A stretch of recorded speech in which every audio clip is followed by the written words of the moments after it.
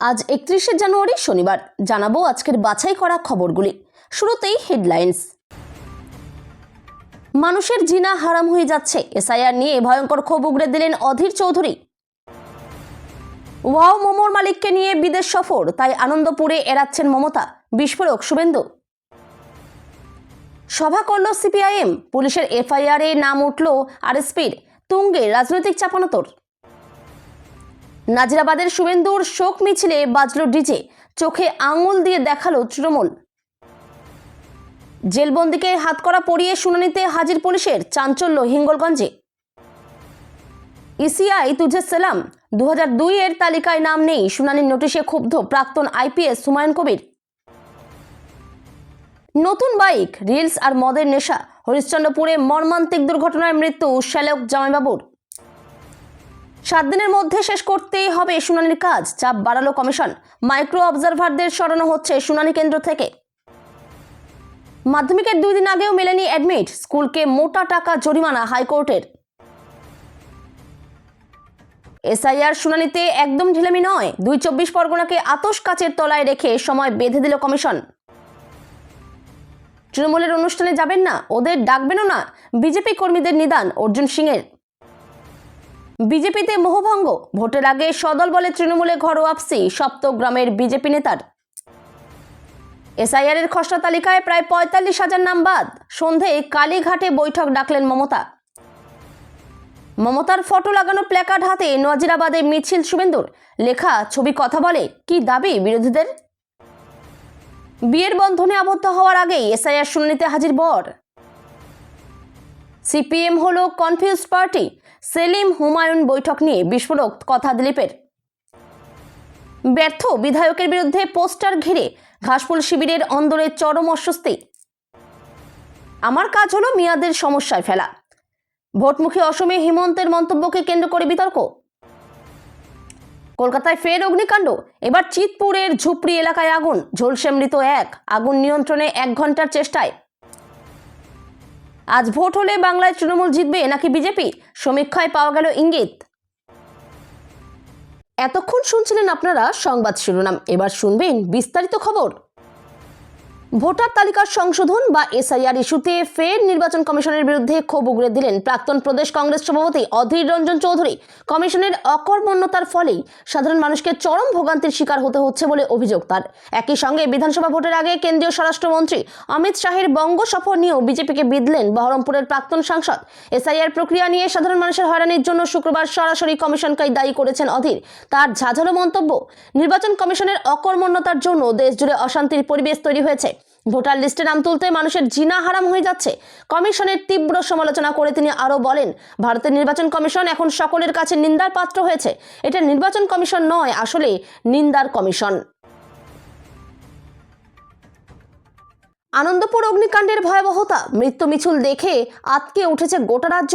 এবার আনন্দপুর অগ্নিকাণ্ড নিয়ে বিস্ফোরক কথা বললেন রাজ্যের বিরোধী দলনেতা শুভেন্দু অধিকারী। শুভেন্দু একটি ছবি দেখিয়ে বললেন, ওয়াও মোমোর মালিক রাজ্যের মুখ্যমন্ত্রী মমতার সঙ্গে বিদেশ সফর করছেন। ছবিটিতে দেখা যাচ্ছে স্পেনের রাস্তায় একসঙ্গে হাঁটছেন মুখ্যমন্ত্রী মমতা ও ওয়াও মোমোর মালিক। আনন্দপুরে বিজেপির মিছিল থেকে রাজ্যের দমকল মন্ত্রী সুজিত বসুর পদত্যাগ দাবি করে স্লোগান ওঠে। মালদহে সিপিআইএম এর একটি বিক্ষোভ কর্মসূচিকে কেন্দ্র করে রাজনৈতিক অন্দরে তীব্র বিতর্ক ও উত্তেজনা সৃষ্টি হয়েছে। ওই কর্মসূচির পর পুলিশের করা এফআইআর ঘিরে শুধু বাম শিবিরই নয়, সমগ্র রাজনৈতিক মহলেই শুরু হয়েছে চাপানোতর। উল্লেখযোগ্য বিষয় হলো, বিক্ষোভ সমাবেশের ডাক দিয়েছিল একমাত্র সিপিআইএম এবং দলীয়ভাবে আগেই জানানো হয়েছিল যে কর্মসূচিটি সম্পূর্ণভাবে তাদেরই উদ্যোগে অনুষ্ঠিত হবে। তা সত্ত্বেও পুলিশের এফআইআরে আরএসপি নেতার নাম উঠে আসায় প্রশ্ন উঠছে প্রশাসনের ভূমিকা নিয়ে। ঘটনাটি ঘটেছে গত 24শে জানুয়ারি। ওই দিন মালদহ শহরের রথবাড়ি এলাকায় বিক্ষোভ সভা আয়োজনের অভিযোগে ইংরেজবাজার থানার পুলিশ জামিন অযোগ্য ধারায় মামলা দায়ের করে। এফআইআরে সিপিআইএম এর রাজ্য সম্পাদক মোহাম্মদ সেলিম, মীনাক্ষী মুখোপাধ্যায়, শতরূপ ঘোষ সহ মোট 34 জনের নাম রয়েছে। একটি মিছিল করবেন, আর তাতে পুলিশ অনুমতি দেয়নি বলে রাজ্য প্রশাসনের হাজারো ভুল তুলে ধরার চেষ্টা করছিলেন বিরোধী দলনেতা শুভেন্দু অধিকারী। আদতে সেই মিছিলের বাস্তব চেহারা কি? মিছিল শেষে তুলে ধরলো বাংলার শাসক দল তৃণমূল কংগ্রেস। মোমো কারখানায় আগুন লাগার ঘটনার প্রতিবাদ ও মৃতদের পরিবারের প্রতি সহানুভূতি জানাতে চেয়েছিলেন বিরোধী দলনেতা শুভেন্দু, অথচ সেই মিছিলে ডিজে বাজিয়ে উদ্দাম নাচ বিজেপি কর্মীদের।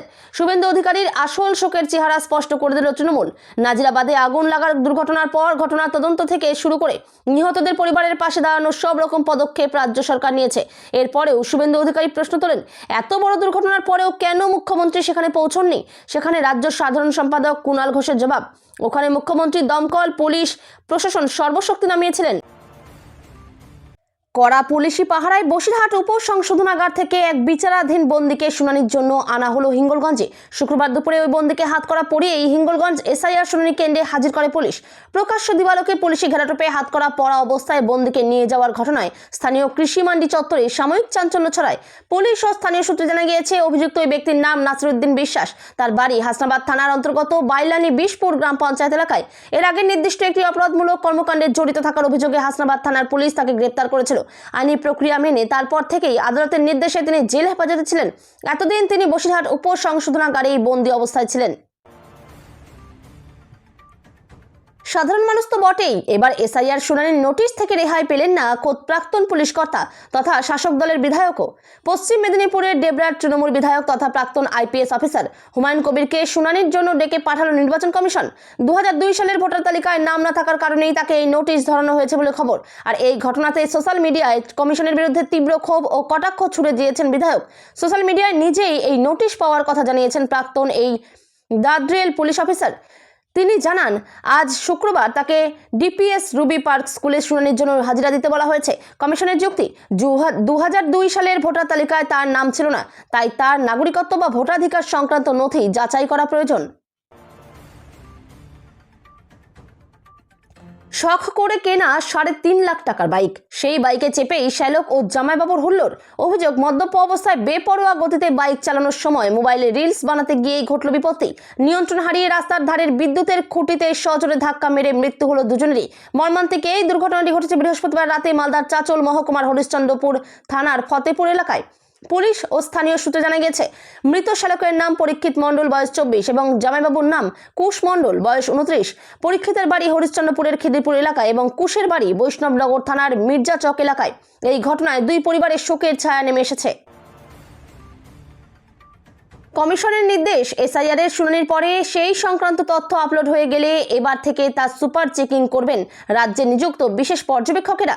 আগামী 7 দিনের মধ্যে শেষ করতে হবে এসআইআর এর শুনানি এবং তার কাগজপত্র আপলোডের কাজ, এমনটাই জানালো নির্বাচন কমিশন। এসআইআর শুনানি নিয়ে রাজ্যের মুখ্য নির্বাচনী আধিকারিকের দপ্তরের সঙ্গে বৈঠক করে নির্বাচন কমিশনের ফুল বেঞ্চ। সেখানেই এই নির্দেশ দিয়েছে কমিশন। পাশাপাশি তারা জানিয়েছে, এবার শুনানি কেন্দ্র থেকে সরানো হচ্ছে মাইক্রো অবজারভারদের।